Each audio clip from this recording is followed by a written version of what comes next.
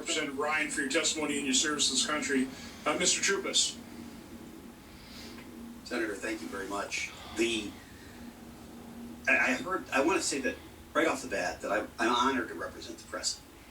I was honored to get the call, but I'm not naive. One of the reasons I was called is because virtually every major law firm in this country and in this city refused to represent the president, not because of the lack of merit of his claims. We've certainly demonstrated there's merit, but because of the cancel culture, because of the environment that has been created by the left that has intimidated lawyers. So they can't be here. They're not here because from the giant law firms, precisely because they were ordered by their management committees and others that you cannot take those cases. And the reason you cannot take those cases is because our clients or the Democrat Party or the incoming administration will remember that and they will hold it against you. That's a sad state of affairs. As a former judge, I was so incensed by that I took the representation. That was the ultimate reason I took that representation. And I've heard a lot today about what went on afterwards, as if these latest threats are coming from the right. Remember why and how this started after the election. We need to have faith in our court system. We have to acknowledge that the court system has been deeply intimidated by the left, just as the lawyers have been intimidated.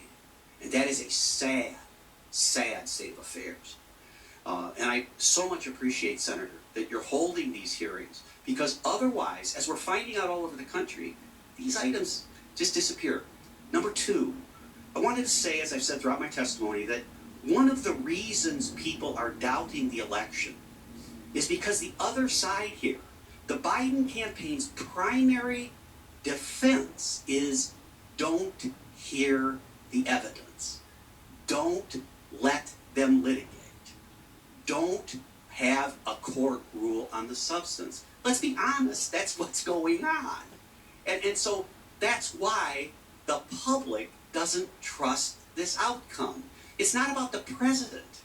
It's about what the other side is doing to intimidate and force people not to listen, not to take the evidence.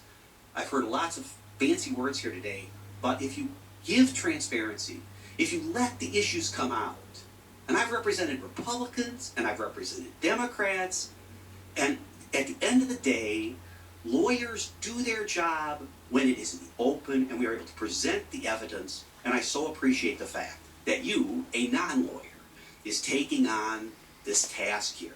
But finally, and I have to say this, we had 4,000 people volunteer from everywhere in the country to come to Wisconsin to participate in the process. We had over 2,500 volunteers over a 10-day period take their own time, their own money, come from all over the country. And they came and they attended the recount and they participated. And I said to the recount on the floor, the Democrats and the Republicans, I said, if you are losing your faith in the greatness of this republic, look at this recount. Look at the number of people from the Trump campaign and from the Biden campaign that would give of their time and effort to be here, in that case in Madison, Wisconsin. It was humbling, truly humbling for me and everyone on our legal team and everyone who was there. We have a great system and people want to participate. Let's make it transparent. And again, I can't thank those volunteers enough. They're the ones who make this democracy work. Thank you, Mr. Troupis.